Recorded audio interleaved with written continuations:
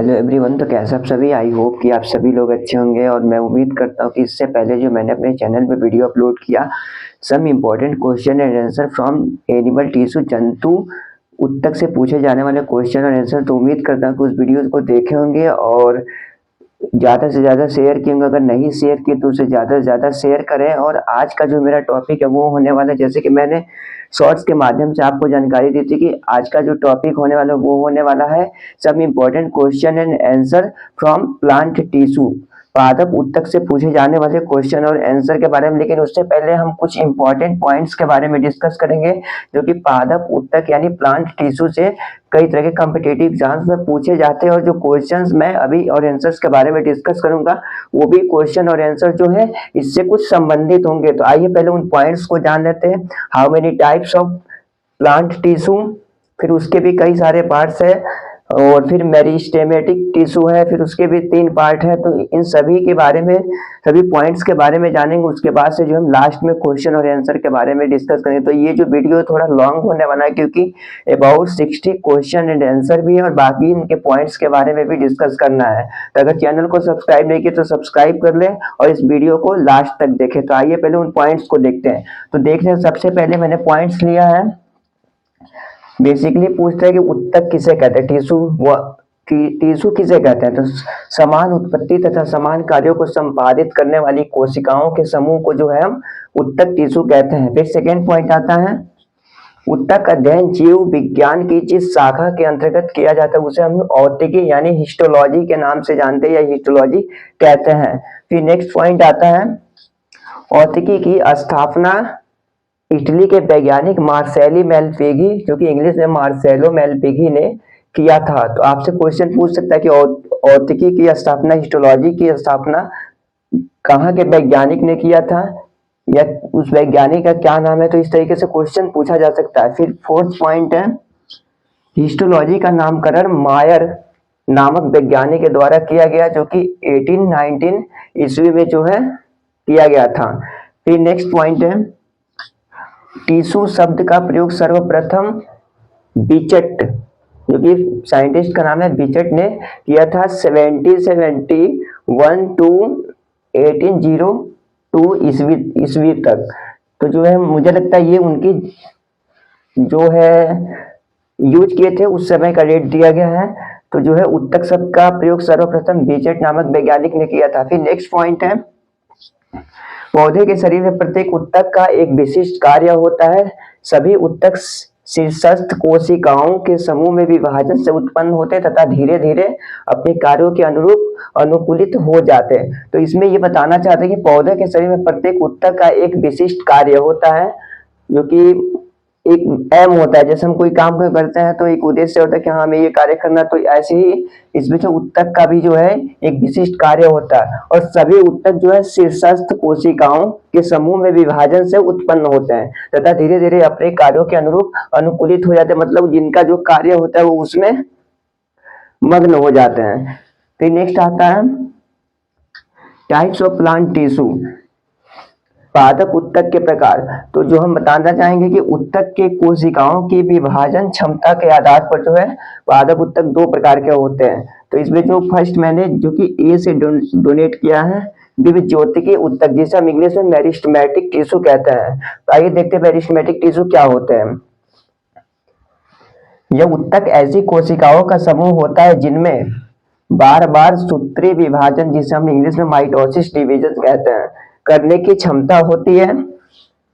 तो फर्स्टली हम द्विज्योतिकी उत्तक उसे कहते हैं, जो कि यह एक ऐसी उत्तक होती है जिनकी कोशिकाओं का समूह होता है जिनमें बार बार सूत्रीय विभाजन माइटोसिस डिवीजन करने की क्षमता होती है, कैपेसिटी होती है।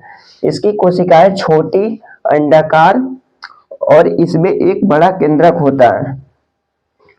तो जो है इनकी कोशिकाएं छोटी, अंडाकार होती हैं और इसकी भित्ति जो है सेल्यूलोज की बनी होती है। इनके कोशिकाओं में रसधानी जो है अब्सेंट होती है, अनुपस्थित होती है, और इसमें जो है एक बड़ा केंद्रक होता है। फिर नेक्स्ट पॉइंट है, इसे स्थिति के आधार पर जो है मेरिस्टेमेटिक टिश्यू को जो है पोजीशन के आधार पर 3 भागों में विभाजित किया गया है। फर्स्ट है एपिकल मेरिस्टेम, शीर्षस्थ द्विज्योतिकी उत्तक, तो इसका कार्य क्या होता है, ये तने, जड़ एवं उनकी शाखाओं के शीर्ष पर उपस्थित रहते हैं, प्रेजेंट रहते हैं, और जो है इनके द्वारा लंबाई में वृद्धि होती है। फिर नेक्स्ट आता है सेकेंड, इंटरकैलरी मेरिस्टेम, अंतर्वेशी विभज्योतक उत्तक। ये शीर्षस्थ विभज्योतक से व्युत्पन्न होते हैं। ये अंगों की लंबाई में सहायक होते हैं और सामान्यतया लीफ के बेस यानी पत्ती के आधार एवं पर्व संधियों के ऊपर जैसे घास या नीचे जैसे पुदीना पे पाए जाते हैं। फिर थर्ड आता है लेटरल मेरिस्टेम, जिसे हम पार्श्वीय विभज्योतक उत्तक कहते हैं। क्योंकि यहाँ स्पेस नहीं है इसलिए मैंने इसे नोट नहीं किया, आप इसे नोट कर ले। उसके बाद से जो है इसके आगे पॉइंट्स के बारे में डिस्कस करेंगे। थर्ड जो कि लेटरल मेरिस्टेम है। और यहाँ जो उत्तक की कोशिकाओं को विभाजन क्षमता के आधार पर हम दो प्रकार में बांट सकते हैं। फर्स्ट तो मेरिस्टेमेटिक टिश्यू विभज्योतिकी उत्तक, और बी जो है आपका परमानेंट टिश्यू है, अस्थायी उत्तक। तो ये जो है फर्स्टली ये जो है विभज्योतिकी उत्तक मेरिस्टेमेटिक टिश्यू के जो है 3 पार्ट्स होते हैं। तो पहले उसके बारे में डिस्कस करेंगे, फिर हम बी पे चलेंगे, अस्थायी उत्तक जिसे हम परमानेंट टिश्यू कहते हैं। तो चलिए आशा करते हैं कि आप लिख चुके होंगे। इसे अगर ना लिखे हो तो आप इसका स्क्रीनशॉट ले लें ताकि मैं इसे इरेज करो, आगे के जो भी पॉइंट्स है उसके बारे में डिस्कस करें। और जो है इस वीडियो को लास्ट तक देखें। आज का जो वीडियो है काफी इंटरेस्टिंग होने वाला और काफी लंबा होने वाला, क्योंकि अबाउट 60 क्वेश्चन एंड आंसर है, जो कि नोट करने में टाइम लगेंगे उसको, और मुझे नहीं लगता उससे बाहर फिर पूछा जा सकता है एग्जाम में, क्योंकि 60 क्वेश्चन बहुत होते हैं। तो आइए अब इसको इरेज करते हैं और बाकी आगे के पॉइंट्स के बारे में डिस्कस करते हैं। तो आगे अब हम देखते हैं थर्ड जो है लेटरल मेरिस्टेम पार्श्वीय विभज्योतक उत्तक। ये पार्श्व में पाए जाते हैं। पहली बात को आप देख लेंगे, पार्श्वीय लेटरल मतलब बाहरी डायरेक्शन हो सकता है, तो ये पार्श्व में पाए जाते हैं। और पौधे की मोटाई में वृद्धि जो कि द्वितीयक वृद्धि जिसे सेकेंडरी ग्रोथ कहते हैं। और ये जो है पुलिया संवहन एधा जिसे हम इंग्लिश में फैसिकुलर वेस्कुलर कैम्बियम, और सेकेंड अंतरापुलिया एधा इंटरफैसिकुलर कैम्बियम, और कार्क एधा या कागजन जिसे हम इंग्लिश में फैलोजन कहते हैं, इसके सामान्य उदाहरण है। फिर अब सेकेंड आते हैं बी अस्थायी उत्तक जिसे परमानेंट टिश्यू कहते हैं। अब तक जो हम पढ़ रहे थे मेरिस्टेम के बारे में पढ़ रहे थे, अब जो पढ़ेंगे हम विभज्योतक के बारे में पढ़ रहे थे, अब अस्थायी उत्तक परमानेंट टिश्यू के बारे में पढ़ेंगे। तो ये वे उत्तक है जो विभाजन की क्षमता खो चुके होते हैं, माइटोसिस डिवीजन जो है इनके अंदर से खत्म हो चुकी होती है। ये जो है विभाजन नहीं कर सकते। ये भी दो प्रकार के होते हैं, फर्स्ट सरल अस्थायी उत्तक, सेकंड जटिल अस्थायी उत्तक। तो अभी जो हम पढ़ेंगे वो सिर्फ पढ़ेंगे सरल अस्थायी उत्तक। तो सरल अस्थायी उत्तक में देखते हैं ये समान अस्थायी कोशिकाओं के बने होते हैं जो कि समान कार्य संपन्न करती हैं। सरल अस्थायी उत्तक भी 3 प्रकार की होती है। ये भी जो होती है 3 टाइप्स की होती है। फर्स्ट मृदुतक जिसे पैरेन्काइमा कहते हैं इंग्लिश में, सेकेंड स्थूल कोणोत्तक जिसे कोलेनकाइमा, और थर्ड दृढ़ोत्तक जिसे स्क्लेरेनकाइमा कहते हैं। तो पहले हम देखते हैं मृदुतक यानी पैरेन्काइमा। इस उत्तक में पतली भित्ति युक्त जीवित कोशिकाएं होती है। इसमें जो होती है बिल्कुल थीन पतली वॉल होती है, और जो कि जीवित कोशिकाएं होती हैं जिनके बीच में अंतराकोशिकीय अवकाश होते हैं। इनकी कोशिका भित्ति जो है सेल्यूलोज एवं कैल्शियम पैक्टेट की बनी होती है। इनका जो कार्य होता है भोजन संग्रह करना, अवशोषण, पार्श्व संवहन, प्रकाश संश्लेषण, फोटोसिंथेसिस एवं श्रावण का कार्य करती हैं। फिर नेक्स्ट सेकंड आता है स्थूल कोणोत्तक जिसे हम इंग्लिश में कोलेनकाइमा कहते हैं। इस उत्तक में रिफ्रैक्टाइल लिग्निन मुक्त जीवित कोशिकाएं होती है जो कि अपनी कोशिका भित्ति के विशिष्ट क्षेत्रों पर पैक्टोसेल्यूलोज की मोटाई रखती है। ये युवा द्विबीजपत्री यानी द्विबीजपत्री यानी यंग जो होते हैं द्विबीजपत्री, उसके तनों, वृंतों एवं पत्तियों को यांत्रिक सहारा एवं अंगों को लचीलापन फ्लेक्सिबिलिटी प्रदान करती हैं। इनमें प्रायः फोटोसिंथेसिस के लिए इसमें जो है हरित लवक प्रेजेंट होते हैं, पाए जाते हैं। फिर थर्ड आता है दृढ़ोत्तक स्क्लेरेनकाइमा। इसमें जो है इसमें मृत कोशिकाएं होती हैं जो कि डेड हो चुकी थी सेल्स। लिग्निन के एक समान जमाव के कारण द्वितीयक भित्ति कठोर एवं अत्यधिक मोटी होती है। द्विरोधक भी दो प्रकार के होते हैं। अब जो स्केलन काइमा भी टू टाइप्स के होते हैं। द्विरोधक तंतु जिसे हम इंग्लिश में स्केलन काइमा फाइबर्स कहते हैं, दृढ़ कोशिका। तो फर्स्ट देखते हैं, इसमें एक मैंने कैपिटल ए से इसे रिप्रेजेंट किया। द्विरोधक तंतु यानी स्केलन काइमा फाइबर्स उन स्थानों पर पाए जाते हैं जहां यांत्रिक शक्ति की आवश्यकता होती है। बी आता है स्क्लीरिड दृढ़ कोशिका, काष्ठ फल की फल भित्ति एवं फली के बीजों के बीजावरण में पाई जाती है। तो ये जो थे अस्थायी उत्तक के पार्ट्स थे। अब जो हम पढ़ेंगे, अस्थायी उत्तक भी जो है टू टाइप्स के होते हैं, सरल अस्थायी उत्तक और जटिल अस्थायी उत्तक। तो अब जो हम पढ़ेंगे जटिल अस्थायी उत्तक के बारे में पढ़ेंगे। तो आप इसे नोट कर लें क्योंकि ये इंपॉर्टेंट पॉइंट्स हैं। और इसके बाद से जब सभी पॉइंट्स खत्म हो जाएंगे उसके बाद से जो हम क्वेश्चन आंसर के बारे में डिस्कस करेंगे। तो चलिए, उम्मीद करता हूँ कि आप नोट कर लेंगे। अगर नहीं नोट किए हैं तो आप इसका स्क्रीनशॉट ले लें ताकि हम इसे इरेज करें और आगे के जो भी पॉइंट्स हैं उनके बारे में डिस्कस करें। तो आइए अब इसे इरेज करते हैं और इसके बाद से जो है हम जटिल अस्थायी उत्तक के बारे में डिस्कस करते हैं, उसके कितने टाइप्स होते हैं। तो फाइनली जो है अभी तक हम जाने हैं सरल अस्थायी उत्तक के बारे में। अब जो जानने वाले हैं हम जटिल अस्थायी उत्तक, जो कि सेकेंड है कम्प्लेक्स परमानेंट टिश्यू जिसे इंग्लिश में कहते हैं। देखते हैं, अस्थायी उत्तक जब एक से अधिक प्रकार की कोशिकाओं से युक्त होते हैं। जटिल अस्थायी उत्तक जो होते हैं एक से अधिक प्रकार की कोशिकाओं से युक्त होते हैं जो एक इकाई की तरह कार्य करती हैं, तो उसे हम जटिल अस्थायी उत्तक कहते हैं। इसके अंतर्गत दारू एवं पोषवाह आते हैं। दारू का मतलब जो पीने वाला आता है वो नहीं, दारू जो व्यक्ति है।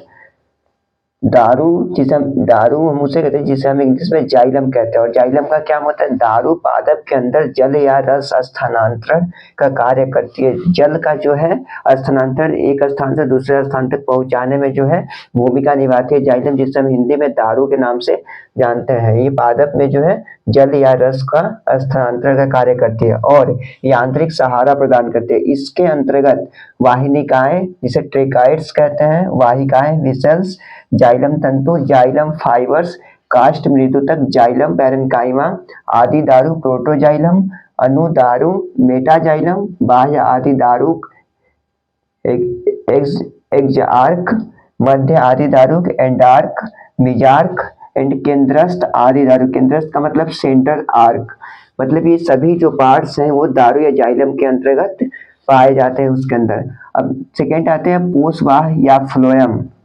पोषवाह मतलब आप समझ सकते हैं भोजन को, जो कार्बनिक पदार्थ को स्थानांतरण करता हो। तो पादप शरीर के अंदर कार्बनिक भोजन का स्थानांतरण करता है।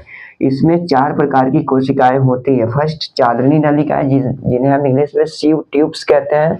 सेकंड चालनी प्लेट्स, सीव प्लेट्स कहते हैं। सहचर कोशिकाएं जिसे कंपेनियन सेल्स कहते हैं। पोषवाह मृदुतक जिसे फ्लोएम, पैरेन्काइमा और बास्ट रेसे इसके अंतर्गत आते हैं। अब नेक्स्ट बात करते हैं हम उत्तक जो होते हैं। उत्तक एक साथ मिलकर उत्तक तंत्र बनाते हैं यानी टिश्यू सिस्टम बनाते हैं, जो 3 प्रकार के होते हैं। फर्स्ट बाह्य त्वचीय उत्तक तंत्र जिसे हम इंग्लिश में एपिडर्मल टिश्यू सिस्टम कहते हैं। सेकंड भरण उत्तक तंत्र जिसे हम ग्राउंड टिश्यू सिस्टम कहते हैं। और थर्ड संवहन उत्तक तंत्र जिसे हम वैस्कुलर टिश्यू सिस्टम कहते हैं। तो ये सभी पार्ट्स जो है प्लांट टिश्यू यानी पादप उत्तक से जो है थे, जितने मैंने समझाया आपको। तो अगर आप इसे नोट ना किया तो नोट कर ले। और यहाँ मैंने नोटिस के तौर पे मैं यहाँ कुछ लिख रखा हूँ, जैसे ये कुछ पॉइंट्स हैं जो बच रहे हैं। तो जो है वीडियो काफ़ी लंबी हो जाएगी, इसलिए पहले हम उन क्वेश्चन और आंसर को देख लेते हैं, फिर टाइम बचा तो जो है इन तीनों पॉइंट्स के बारे में पढ़ेंगे। तो फर्स्ट जो है एनाटॉमी ऑफ रूट्स जड़ के शरीर, सेकेंड एनाटॉमी ऑफ स्टेम तने की शरीर, और एनाटॉमी ऑफ लीफ पत्ती के शरीर। इन तीनों के बारे में जो है हम क्वेश्चन और आंसर्स के बाद से पढ़ेंगे। तो इसलिए मैंने लिख दिया आफ्टर क्वेश्चन एंड आंसर के बाद जो है हम इन 3 पॉइंट्स को देखेंगे। मैं कोशिश करूंगा कि बुक के माध्यम से समझाऊं, क्योंकि ज़्यादा बड़ा हो रहा है, इसलिए मैं यही इसको स्टॉप करता हूं और सीधा मैं ले चलता हूँ अब क्वेश्चन और आंसर के बारे में, जो कि कई तरह के कॉम्पिटिटिव एग्जाम से पूछे गए हैं। तो वीडियो को लास्ट तक देखिएगा और अगर चैनल को सब्सक्राइब नहीं किया तो सब्सक्राइब कर लें और इसे ज़्यादा से ज़्यादा शेयर करें। तो आप चलिए उम्मीद करता हूँ कि आप इसे नोट कर लिए होंगे। इसे इरेज करते हैं और उन क्वेश्चन और आंसर के बारे में हम डिस्कस करते हैं। तो फाइनली देखते हैं हम उन क्वेश्चंस को जो कि कई तरह के कॉम्पिटिटिव एग्जाम्स में पूछे जाते हैं। तो कुल टोटल जो है 60 क्वेश्चंस है। अभी मैं इसमें अबाउट 15 क्वेश्चंस को ही सिर्फ नोट कर पाया हूँ क्योंकि स्पेस ज़्यादा नहीं है। तो आइए उन 15 क्वेश्चंस को पहले देख लेते हैं। क्वेश्चन नंबर फर्स्ट है, निम्न में से कौन सा जटिल उत्तक का उदाहरण है? तो आपके पास option 3, option A parenchyma, option B collenchyma, option C संवहन उत्तक। तो इसमें जो आपका करेक्ट आंसर होगा वो होगा संवहन उत्तक। फिर नेक्स्ट क्वेश्चन नंबर सेकंड है, सुबेरिन किस में पाया जाता है? ऑप्शन ए जाइलम में, ऑप्शन बी फ्लोएम में, ऑप्शन सी रच्छे उत्तक में। तो आपका जो करेक्ट आंसर होगा वो होगा ऑप्शन नंबर सी, रच्छे उत्तक में जो है सुबेरिन पाया जाता है। फिर क्वेश्चन नंबर थर्ड है, क्लोरोप्लास्ट किस में पाए जाते हैं? ऑप्शन ए कोलेनकाइमा उत्तक में, ऑप्शन बी जाइलम उत्तक में, ऑप्शन सी पैरेन्काइमा उत्तक में। तो इसको जो मैंने अभी इंपॉर्टेंट पॉइंट्स में ही बताया था, क्लोरोप्लास्ट जो है पैरेन्काइमा उत्तक में पाए जाते हैं। फिर नेक्स्ट क्वेश्चन नंबर 4, पादप उत्तक कितने प्रकार के होते हैं? Option A 3, option B 2, option C 4, option D 5। तो आपको मैंने इंपॉर्टेंट पॉइंट में बताया था, एक बीजोत्तक होता है और जो एक होता है सरल उत्तक होता है। तो जो है करेक्ट आंसर होगा 2 टाइप्स के होते हैं। फिर नेक्स्ट क्वेश्चन नंबर 5, नारियल के रेशे युक्त छिलके किसके बने होते हैं? Option A xylem, option B parenchyma, option C sclerenchyma tissue. तो जो इसका जो करेक्ट आंसर होगा आपका ऑप्शन नंबर सी होगा, स्केलेरेन्काइमा टिश्यू के बने होते हैं। क्वेश्चन नंबर 6, पादप में द्वार कोशिकाएं कहाँ पाई जाती हैं? ऑप्शन ए इन रूट मतलब जड़ में, बी इन स्टेम तने में, या सी इन लीफ पत्ती में। तो जो करेक्ट आंसर होगा आपका ऑप्शन नंबर सी होगा, इन लीफ में जो है द्वार कोशिकाएं पाई जाती हैं। क्वेश्चन नंबर 7, उत्तकों को उनके परिवर्धन की अवस्था के आधार पर कितने समूहों में वर्गीकृत किया जा सकता है? तो आपके पास ऑप्शन 3 दिए गए हैं, option A 4, option B 3, option C 2। तो इसका जो करेक्ट आंसर होगा ऑप्शन नंबर सी होगा 2। क्वेश्चन नंबर 8, व्यापारिक कार्क कहाँ से प्राप्त होती है? ऑप्शन ए जाइलम से, ऑप्शन बी फ्लोएम से, ऑप्शन सी कॉर्क कैम्बियम से। तो जो करेक्ट आंसर होगा ऑप्शन नंबर सी होगा, व्यापारिक कार्क जो है कॉर्क कैम्बियम से प्राप्त की जाती है। क्वेश्चन नंबर 9, पेड़ पौधों में जाइलम का मुख्यतः क्या कार्य रहता है? तो आपके इसके पहले ही बताया था, जाइलम का जो काम होता है वो होता है जल एवं रस का स्थानांतरण करना। तो जो करेक्ट आंसर होगा आपका होगा फर्स्ट नंबर, जल वाहन के लिए। और फ्लोएम का जो काम होता है वो आहार वाहन के लिए होता है, कार्बनिक पदार्थों के लिए। क्वेश्चन नंबर 10, वायु तक जिसे हम इंग्लिश में एरेन्काइमा कहते हैं किस में पाया जाता है? ऑप्शन ए लिथोफाइटस में, ऑप्शन बी जीरोफाइटस में, ऑप्शन सी हाइड्रोफाइटस में। तो जो करेक्ट आंसर होगा ऑप्शन नंबर सी होगा, हाइड्रोफाइटस में जो है एरेन्काइमा पाया जाता है। क्वेश्चन नंबर 11, जलोदविद निम्न में से किसकी उपस्थिति के कारण जल पर तैरते हैं? ऑप्शन ए वायु तक की, ऑप्शन बी मृदु तक की, ऑप्शन सी दृढ़ो तक की। तो आपका जो करेक्ट आंसर होगा वो होगा ए वायु तक की कारण है जो है वो पानी में तैरते हैं। क्वेश्चन नंबर 12, किस कार्य में विलामेन की आवश्यकता होती है? तो यहाँ ऑप्शन आपको 3 दिए गए, लंबाई में वृद्धि के लिए, ऑप्शन बी विद्युत तक में वृद्धि के लिए, ऑप्शन सी नमी के अवशोषण के लिए। तो जो करेक्ट आंसर होगा ऑप्शन नंबर सी होगा, नमी के अवशोषण के लिए जो है विलामेन की आवश्यकता होती है। क्वेश्चन नंबर 13, पार्श्व विद्युतक किसके लिए उत्तरदायी होता है? ऑप्शन ए पौधों में श्वसन के लिए, ऑप्शन बी उत्तकों की सुरक्षा के लिए, ऑप्शन सी मोटाई में वृद्धि के लिए। तो जो करेक्ट आंसर होगा ऑप्शन नंबर सी होगा, मोटाई में वृद्धि के लिए जो है पार्श्व विद्युतक उत्तरदायी होता है।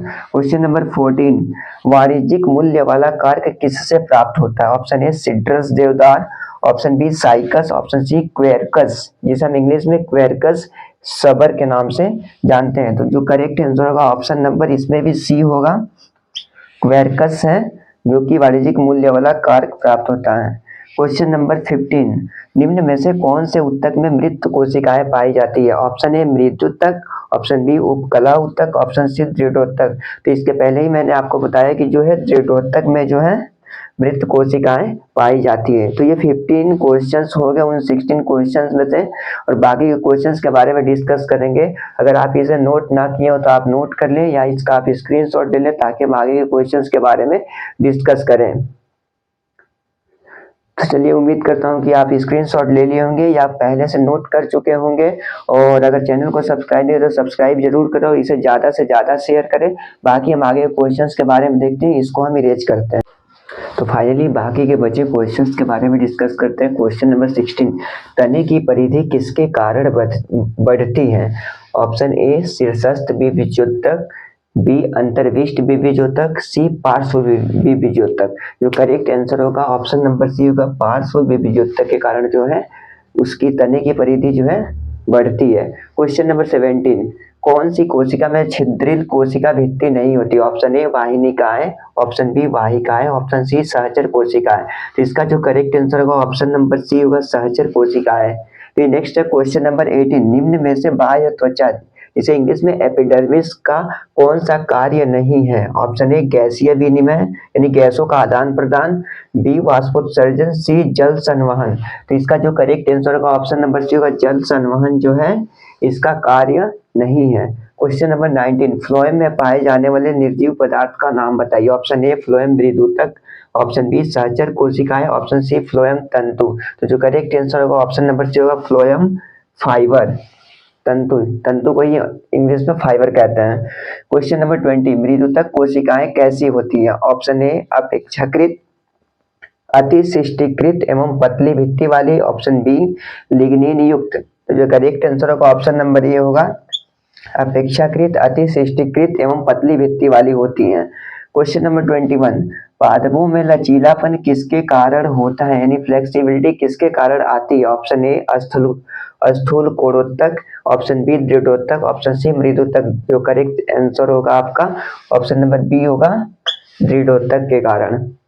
क्वेश्चन नंबर 22, निम्न में से कौन सरल उत्तक का प्रकार है? Option A parenchyma, option B collenchyma, option C sclerenchyma, option D उपरोक्त सभी। तो जो करेक्ट आंसर होगा ऑप्शन नंबर डी होगा, उपरोक्त सभी, क्योंकि तीनों जो है सरल उत्तक का पार्ट है।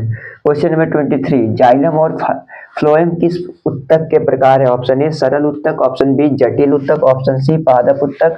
तो इसका जो करेक्ट आंसर होगा ऑप्शन नंबर बी होगा, जटिल उत्तक के दोनों जो है पार्ट है। क्वेश्चन नंबर 24, बीज में भ्रूण किस प्रकार के उत्तकों का बना होता है? ऑप्शन ए दृढ़ोत्तक, ऑप्शन बी विभुजोत्तक उत्तक, ऑप्शन सी अस्थायी मृदुतक। तो जो करेक्ट आंसर होगा ऑप्शन नंबर बी होगा, विभुजोत्तक उत्तक के जो है बने होते हैं। क्वेश्चन नंबर 25, एरेनकाइमा जिसे वायु तक हिंदी में कहते हैं किन पादपों में पाया जाता है? ऑप्शन ए मरुस्थलीय पादपों में, ऑप्शन बी जलीय पादपों में, ऑप्शन सी समतलीय पादपों में। तो जो करेक्ट आंसर होगा ऑप्शन नंबर बी होगा, जलीय पादपों में जो है एरेनकाइमा पाया जाता है। क्वेश्चन नंबर 26, कौन से उत्तक में भित्तियां मोटी और लिग्निन युक्त होती है? ऑप्शन ए दारू जिसे हम जाइलम कहते हैं इंग्लिश में, ऑप्शन बी दृढ़ोत्तक, ऑप्शन सी पोषवाह। तो जो करेक्ट आंसर होगा ऑप्शन नंबर बी होगा, दृढ़ोत्तक। क्वेश्चन नंबर 27, शीर्षस्थ विभुजोतक और अंतर्वेशी विभुजोतक दोनों किस प्रकार के विभुजोतक हैं? ऑप्शन ए प्राथमिक, ऑप्शन बी द्वितीयक, ऑप्शन सी पार्श्व। तो जो करेक्ट आंसर होगा ऑप्शन नंबर ए होगा, प्राथमिक, प्राइमरी है। क्वेश्चन नंबर 28, शीर्षस्थ विभुजोतक की सहायता से जड़ व तने की लंबाई में वृद्धि क्या कहलाती है? ऑप्शन ए प्राथमिक वृद्धि, ऑप्शन बी पार्श्व वृद्धि। तो जो करेक्ट आंसर होगा ऑप्शन नंबर ए होगा, प्राइमरी ग्रोथ कहलाती है, प्राथमिक वृद्धि। क्वेश्चन नंबर 29, प्राथमिक एवं द्वितीयक पार्श्व विभुजोतक की क्रियाशीलता के फलस्वरूप पादप के परिधि में होने वाली वृद्धि क्या कहलाती है? ऑप्शन ए प्राथमिक वृद्धि, ऑप्शन बी द्वितीयक वृद्धि, ऑप्शन सी पार्श्व वृद्धि। जो करेक्ट आंसर होगा ऑप्शन नंबर बी होगा, द्वितीयक वृद्धि, सेकेंडरी ग्रोथ कहलाती है। क्वेश्चन नंबर 30, संवहन एधा और कार्क एधा किसका उदाहरण है? ऑप्शन ए शीर्षस्थ विभुजोतक, ऑप्शन बी पार्श्व विभुजोतक, ऑप्शन सी प्राक विभुजोतक। जो करेक्ट आंसर होगा ऑप्शन नंबर बी होगा, पार्श्व विभुजोतक। क्वेश्चन नंबर 31, निम्न उत्तक तंत्रों में से कौन पादप शरीर का अधिकांश भाग बनाता है? ऑप्शन ए भरण उत्तक तंत्र, ऑप्शन बी संवहन उत्तक तंत्र। तो जो करेक्ट आंसर होगा ऑप्शन ए होगा, भरण उत्तक तंत्र जो है अधिकांश भाग जो पादप शरीर का बनाने का काम करता है। क्वेश्चन नंबर 32, संवहन पुल में दारू व पोषवाह के बीच में एक संवहन पट्टी किस प्रकार की उपस्थित रहती है। ऑप्शन ए खुला, ऑप्शन बी बंद, ऑप्शन सी मध्यादि दारूक। तो जो करेक्ट आंसर होगा ऑप्शन नंबर ए होगा, खुला प्रकार की होती है। क्वेश्चन नंबर 33, निम्न में से कौन आविर्भाव जिसे इंग्लिश में इमर्जेंस का उदाहरण है। ए रोजा इंडिका के कंटक, ऑप्शन बी मूल रोम, ऑप्शन सी स्टिग्मेटिक पेपिली। तो जो करेक्ट आंसर होगा ऑप्शन नंबर ए होगा, रोजा इंडिका के कंटक का उदाहरण है इसका आविर्भाव। तो ये 33 क्वेश्चंस हो चुके हैं अभी तक 60 में से, और बाकी के क्वेश्चंस के बारे में डिस्कस करेंगे। सबसे पहले आप इसको नोट कर लीजिए कहीं कॉपी में। तो चलिए, उम्मीद करता हूँ कि नोट कर लिया। अगर नोट ना किया तो इसका स्क्रीनशॉट ले ले, बाकी हम आगे क्वेश्चंस के बारे में डिस्कस करें। और अगर चैनल को सब्सक्राइब नहीं किया तो सब्सक्राइब जरूर कर दें और इसे ज़्यादा से ज़्यादा शेयर करें, जिससे और तक भी इंफॉर्मेशन पहुंच सके, जानकारियाँ पहुंच सके। तो चलिए इसे हम इरेज करते हैं और बाकी आगे के क्वेश्चंस के बारे में डिस्कस करते हैं। चलिए आगे क्वेश्चंस के बारे में डिस्कस करते हैं। क्वेश्चन नंबर 34, द्विबीजोतक उत्तक किसके बने होते हैं। तो ऑप्शन ए दिया हुआ परिपक्व कोशिकाओं, ऑप्शन बी दिया हुआ अपरिपक्व कोशिकाएं जिनमें विभाजन की क्षमता होती है। तो इसका जो करेक्ट आंसर होगा ऑप्शन नंबर बी होगा, अपरिपक्व कोशिकाएं जिनमें विभाजन की क्षमता होती है। क्वेश्चन नंबर 35, एक बीजपत्रियों में मूलगोप किसके द्वारा निर्मित होता है। ऑप्शन ए संवहन एधा, ऑप्शन बी गोपक जन, ऑप्शन सी त्वचा जन। तो जो करेक्ट आंसर होगा ऑप्शन नंबर बी होगा, गोपक जन के द्वारा निर्मित होती है। क्वेश्चन नंबर 36, निम्न में से कौन एक जीवित यांत्रिक उत्तक है। तो ऑप्शन ए दिया है मृत्युदक, ऑप्शन बी अस्थूल कोणोत्तक, ऑप्शन सी दृढ़ोत्तक। तो जो करेक्ट आंसर होगा ऑप्शन नंबर बी होगा, अस्थूल कोणोत्तक। क्वेश्चन नंबर 37, निम्न में से कौन वाहिका विहीन आवृतबीजी है। Option A tetracentron, option B trochodendron, option C विंडेरा और ऑप्शन डी सभी। तो इसका जो करेक्ट आंसर होगा ऑप्शन नंबर डी होगा, सभी जो है आवृतबीजी हैं, जो वाहिका विहीन है। क्वेश्चन नंबर 38, निम्न में से कौन प्रायः त्वचा में असहनीय चोट उत्पन्न करता है। ऑप्शन ए गोसिपियम कलिंट जिसे रोवर कहते हैं, ऑप्शन बी अर्टिका डियोगा के दंशक रोम। तो जो करेक्ट आंसर होगा ऑप्शन नंबर बी होगा, अर्टिका डियोगा के दंशक रोम। क्वेश्चन नंबर 39, अरिया संवहन पुल विशेष रूप से किसमें पाए जाते हैं। ऑप्शन ए एक बीजपत्री एवं द्विबीजपत्री तनों में, ऑप्शन बी दोनों के जड़ों में, यानी कि एक बीजपत्री एवं द्विबीजपत्री के जड़ों में। तो जो करेक्ट आंसर होगा ऑप्शन नंबर बी हो, दोनों के जड़ों में पाए जाते हैं। क्वेश्चन नंबर 40, बाह्य त्वचीय उत्तक तंत्र किससे उत्पन्न होता है। ऑप्शन ए प्राक एधा, ऑप्शन बी अधित्वक, ऑप्शन सी रंभजन। तो जो करेक्ट आंसर होगा ऑप्शन नंबर बी होगा, अधित्वक से उत्पन्न होता है। क्वेश्चन नंबर 41, कैस्पेरियन पट्टियां मोटी धारियां हैं जो अंतःत्वचा की भित्तियों पर किस प्रकार उपस्थित रहती है। ऑप्शन ए अरीय, ऑप्शन बी स्पर्श रेखीय, ऑप्शन सी केंद्रीय, option D A and B दोनों। तो जो करेक्ट आंसर होगा ऑप्शन नंबर डी होगा, ए एंड बी, अरीय और स्पर्श रेखीय दोनों प्रकार की होती है। क्वेश्चन नंबर 42, पौधे के कौन से भाग में सुविकसित मज्जा सहित संवहन पुल की बहु आदि दारुक दशा पाई जाती है। तो ऑप्शन ए दिया हुआ है द्विबीजपत्री जड़, ऑप्शन बी एक बीजपत्री जड़, ऑप्शन सी द्विबीजपत्री तना। तो जो करेक्ट आंसर होगा ऑप्शन नंबर बी होगा, एक बीजपत्री जड़। क्वेश्चन नंबर 43, सुविकसित मज्जा किसमें पाई जाती है। ऑप्शन ए एक बीजपत्री तना व द्विबीजपत्री जड़ में, ऑप्शन बी एक बीजपत्री जड़ एवं द्विबीजपत्री तना में। तो जो करेक्ट आंसर होगा ऑप्शन नंबर बी होगा, एक बीजपत्री जड़ एवं द्विबीजपत्री तना में जो है पाए जाते हैं सुविकसित मज्जा। क्वेश्चन नंबर 44, एक बीजपत्री व द्विबीजपत्री तने दोनों में दारू की कौन सी दशा पाई जाती है। ऑप्शन ए बहु आदि दारुक, ऑप्शन बी मध्यादि दारुक। तो जो करेक्ट आंसर होगा ऑप्शन नंबर बी होगा, मध्यादि दारुक की दशा पाई जाती है। क्वेश्चन नंबर 45, दारू की मध्यादि दारुक दशा में आदि दारू अनुदारू के किस ओर रहती है। ऑप्शन ए केंद्र में, ऑप्शन बी अंदर की ओर। तो जो करेक्ट आंसर होगा ऑप्शन नंबर बी होगा, अंदर की ओर रहती है। क्वेश्चन नंबर 46, उभय पोषवाही संवहन पुल किसमें पाए जाते हैं। Option A dracaena, option B cucurbita, option C helianthus. तो जो करेक्ट आंसर होगा ऑप्शन नंबर बी होगा, कुकुरबिटा में पाए जाते हैं। क्वेश्चन नंबर 47, बहु आदि दारुक संवहन पुल सामान्यतया किसमें पाए जाते हैं? ऑप्शन ए एक बीजपत्री तना, ऑप्शन बी एक बीजपत्री जड़। तो जो करेक्ट आंसर होगा ऑप्शन नंबर बी होगा, एक बीजपत्री जड़ में पाए जाते हैं। क्वेश्चन नंबर 48, किनमें संवहन पुल एक सुविकसित दृढ़ोतकीय आच्छादित से आवृत रहता है?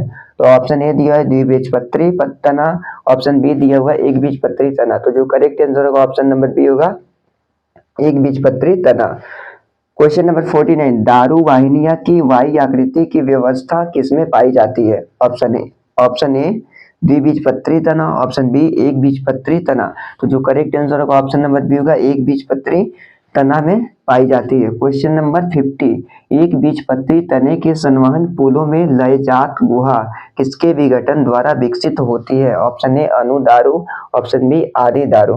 तो जो करेक्ट आंसर होगा ऑप्शन नंबर बी होगा, आदि दारू। तो ये थे 60 क्वेश्चन में से 50 क्वेश्चन कंप्लीट हो चुके और बाकी बचे के और 10 क्वेश्चन हैं। तो आप इसे नोट कर ले, उसके बाद से जो बचे 10 क्वेश्चन हैं उसके बारे में भी डिस्कस कर लेते हैं। तो चलिए, उम्मीद करता हूं कि आप नोट कर लिए होंगे। अगर नोट ना किए तो आप इसका स्क्रीनशॉट ले लें और बाकी बचे 10 क्वेश्चंस के बारे में डिस्कस करते हैं और मैं इसे अब इरेज करता हूं। और अगर मेरे चैनल को सब्सक्राइब नहीं किया तो सब्सक्राइब जरूर कर लें और इसे ज़्यादा से ज़्यादा शेयर करें। तो फाइनली बात करते हैं बचे लास्ट के 10 क्वेश्चंस की और आंसर्स के बारे में। तो क्वेश्चन नंबर 51 है, एक प्रारूपिक एक बीजपत्री जल किस विशेषता द्वारा पहचानी जाती है? तो ऑप्शन दिया हुआ है ए द्वितीयक वृद्धि अनुपस्थिति, ऑप्शन बी प्रायः 6 से अधिक दारू पुल, ऑप्शन सी बड़ी एवं सुविकसित मज्जा और ऑप्शन डी दिया हुआ है सभी। तो इसका जो करेक्ट आंसर होगा ऑप्शन नंबर डी होगा, तीनों होगा। द्वितीयक वृद्धि अनुपस्थित के कारण भी, प्रायः 6 से अधिक दारू पुल और बड़ी एवं सुविकसित मज्जा के कारण ही पहचानी जाती है विशेषता कारण। क्वेश्चन नंबर 52, द्विबीजपत्री तन्ने में किस प्रकार की एधा प्राथमिक दारू और प्राथमिक पोषवाह के मध्य उपस्थित होती है? तो ऑप्शन ए पूलिया एधा, ऑप्शन बी अंतः पूलिया एधा, option C both A and B. तो जो करेक्ट आंसर होगा ऑप्शन नंबर सी होगा, बोथ। क्वेश्चन नंबर 53, पुराने वृक्षों में द्वितीयक दारू का केंद्रीय गहरे रंग का असंवहनीय भाग किससे संदर्भित होता है? ऑप्शन ए रस काष्ठ, ऑप्शन बी अंतः काष्ठ, ऑप्शन सी कोमल काष्ठ। तो जो करेक्ट आंसर होगा ऑप्शन नंबर बी होगा, अंतः काष्ठ। क्वेश्चन नंबर 54, शब्द काष्ठ एवं छाल क्रमशः किससे संबंधित होता है? ऑप्शन ए दारू व काग, ऑप्शन बी दारू व पोषवाह। तो जो करेक्ट आंसर होगा ऑप्शन नंबर बी होगा, दारू व पोषवाह से संबंधित होता है। क्वेश्चन नंबर 55, द्विबीजपत्री जड़ में द्वितीयक वृद्धि के दौरान काग एधा का निर्माण किसकी सक्रियता के कारण होता है? ऑप्शन ए बलकुट, ऑप्शन बी परिरंभ, ऑप्शन सी दोनों। तो जो करेक्ट आंसर होगा ऑप्शन नंबर परिरंभ, बी जो है करेक्ट होगा। क्वेश्चन नंबर 56, निम्न में से अनियमित द्वितीयक वृद्धि को दर्शाने वाला पौधा कौन सा है? तो ऑप्शन ए दिया हुआ agave, option B dracaena, option C yucca. तो जो करेक्ट आंसर होगा ये तीनों होगा, एगेव, ड्रेसिना, युक्का।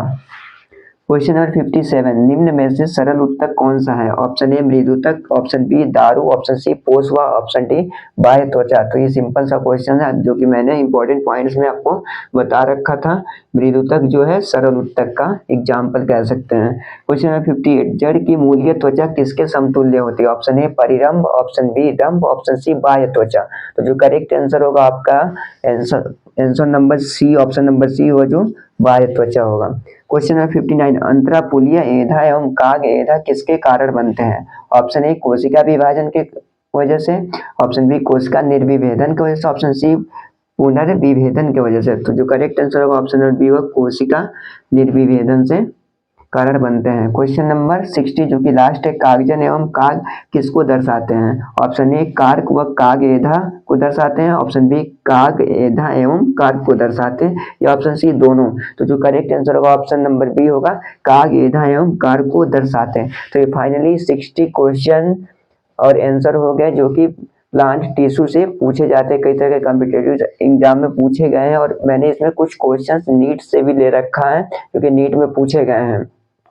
तो उम्मीद करता हूँ कि आपको वीडियो पसंद आई होगी और आई है तो लाइक कर दें और इसे शेयर जरूर कर दें। बच्चे बाकी के 3 पॉइंट्स जो कि मैंने बोला था कि बुक के माध्यम से जो मैं आपको समझाऊंगा, तो मैं पहले तो आप इन क्वेश्चंस को नोट कर लीजिए, उसके बाद से जो है मैं बुक से आपको समझाता हूँ। तो चलिए, उम्मीद करता हूँ कि आप नोट कर लिएंगे, नोट नहीं किए तो स्क्रीनशॉट ले लीजिए और फाइनली ले चलते हैं आपको उस बुक में जो कि 3 पॉइंट्स को समझाना था मुझे। है बिल्कुल। मैंने 3 पॉइंट्स को जो छोड़ा था इसमें जो है बुक में काफ़ी अच्छे तरीके से समझाया है। पहला है जड़ की सारी एनाटॉमी ऑफ रूट, तो आप देख रहे हैं यहाँ पॉइंट करके लिखा हुआ है, जड़ तने से बाह्य आदि दारू और कैस्पेरियन पट्टियों युक्त अस्पष्ट अंतस्थ त्वचा के कारण विभेदित होती हैं। जड़ की सबसे बाहरी परत को इपिब्लेमा या राइजोडर्मिस नाम दिया गया है। तो आप देख सकते हैं इसमें जो सिम्टम्स दिए गए 6 सिम्टम्स दिए गए हैं। बाकी इसमें द्विबीजपत्री जड़ एवं एक बीजपत्री जड़ में जो है डिफरेंस करके बताया किसमें क्या पाया जाता है किसमें नहीं पाया जाता। जैसे फर्स्ट देख सकते हैं बलकुट, तो कोर्टेक्स जो है द्विबीजपत्री जड़ में तुलनात्मक रूप से संकरा होता है और एक बीजपत्री जड़ में अधिक चौड़ा होता है। फिर सेकेंड है अंतस्थ त्वचा एंडोडर्मिस, ये इसमें जो है द्विबीजपत्री में कम मोटी एवं कैस्पेरियन पट्टियां अधिक स्पष्ट होती हैं, बल्कि एक बीजपत्री जड़ में बाद में अधिक मोटी हो जाती हैं। कैस्पेरियन पट्टियां केवल किशोर मूलों में ही दिखाई देती हैं। फिर थर्ड पॉइंट है पथ कोशिकाएं पैसेज सेल, सामान्यतया अनुपस्थित होती हैं इसमें। इसमें जो है आदि दारू बिंदु के विपरीत पाई जाती हैं। फिर फोर्थ है परिरंभ पेरिसाइकल, तो इसमें जो है पार्श्व जड़ों कागजन एवं संवहन एधा का हिस्सा उत्पन्न करता है और ये जो है केवल पार्श्व जड़ें उत्पन्न करता है। फिर फिफ्थ पॉइंट है संवहन पुल वैस्कुलर बंडल, 2 से 5 या कभी कभी 8 होती हैं, बल्कि एक बीजपत्री जड़ में संख्या में 8 या अधिक होती हैं। फिर सिक्स पॉइंट है मज्जा पित्त, या तो अनुपस्थित या बहुत छोटी होती है और एक बीजपत्री में बड़ी एवं सुविकसित होती है।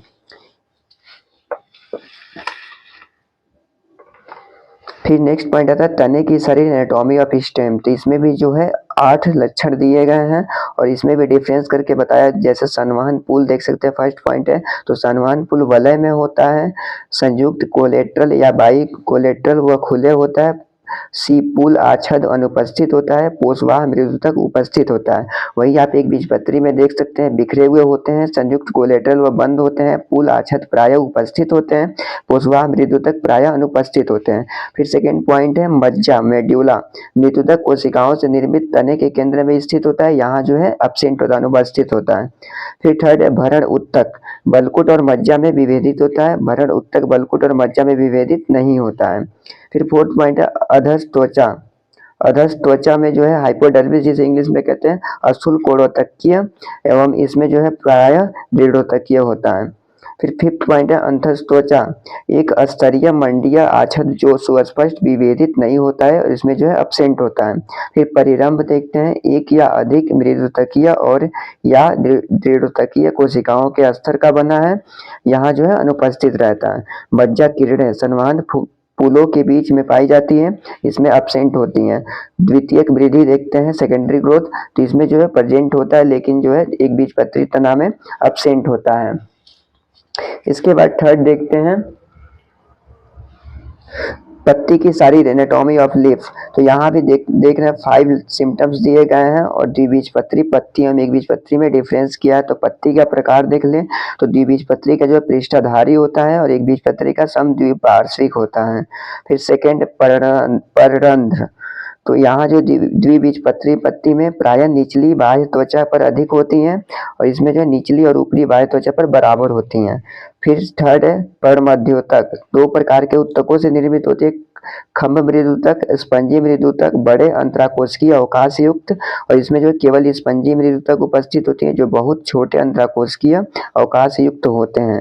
फिर फोर्थ पॉइंट आता है पुल आच्छद बंडल छाद, जिसे बंडल चित्त कहते हैं इंग्लिश में, मृदुतक से निर्मित परंतु संवहन पुल के थोड़ा ऊपर एवं नीचे कुछ मृदुतकीय कोशिकाएं या स्थूल कोणीय कोशिकाएं बाह्य त्वचा तक उपस्थित होती हैं, बल्कि एक बीजपत्री पत्ती में मृदुतक से निर्मित परंतु संवहन पुल के ठीक ऊपर व नीचे स्थूल कोणीय कोशिकाएं पाई जाती हैं और बाह्य त्वचा तक पाई जाती हैं। फिफ्थ पॉइंट आता है त्वक कोशिकाएं बुल्ली फॉर्म सेल्स, इसमें जो है द्विबीजपत्री में एब्सेंट होती है अनुपस्थित होती हैं, बल्कि एक बीजपत्री में जो है उपस्थित होती है और विशेष रूप से घासों में देखने को मिलती है। तो ये कुछ अच्छे तरीके से समझाने की कोशिश किया था बुक में, तो मैंने सोचा इसको बुक से ही जो है आपको समझा दूं, जिससे कि वीडियो भी लंबी नहीं हो, क्योंकि अगर मैं व्हाइट बोर्ड पे लिखता तो टाइम ज़्यादा लगता।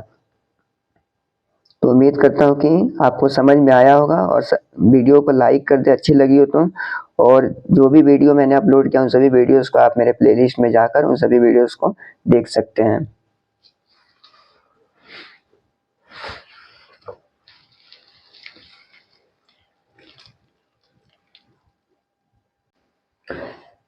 तो फाइनली दोस्तों आज का जो वीडियो था वो कंप्लीट हो चुका है और टॉपिक भी जो था वो भी ख़त्म हो चुका है। मैंने जितना भी इसमें इम्पोर्टेंट तो फाइनली दोस्तों आज का जो टॉपिक था some important question and answer from plant tissue, मतलब प्लांट टिश्यू जो भी प्रश्न और उत्तर जो भी पूछे जाते हैं कॉम्पिटिटिव एग्जाम्स में, उसके बारे में मैंने सभी क्वेश्चंस को बता दिया। जो भी इसमें इंपॉर्टेंट पॉइंट्स हैं मैंने उन सभी पॉइंट्स को बता दिया। तो उम्मीद करता हूँ कि इस वीडियो को ज़्यादा से ज़्यादा शेयर करेंगे और आपको वीडियो अच्छी लगी होगी। और बाकी के मेरे वीडियोज़ को देखने के लिए आप बेसिक साइंस के नाम से मेरा चैनल है, आप यूट्यूब के सर्च बार में सर्च करके और बाकी के सभी वीडियोस को देख सकते हैं। मैंने कई तरह के टॉपिक पे जो है उससे संबंधित पूछे जाने वाले क्वेश्चन और आंसर के बारे में जो है मैंने वीडियो बनाया और उस पर अपलोड किया है। तो उम्मीद करता हूँ कि आप मेरे प्लेलिस्ट में जाएंगे और वहाँ से सभी वीडियोस को देखेंगे और इसे शेयर करेंगे। तब तक के लिए इतना ही। जय हिंद।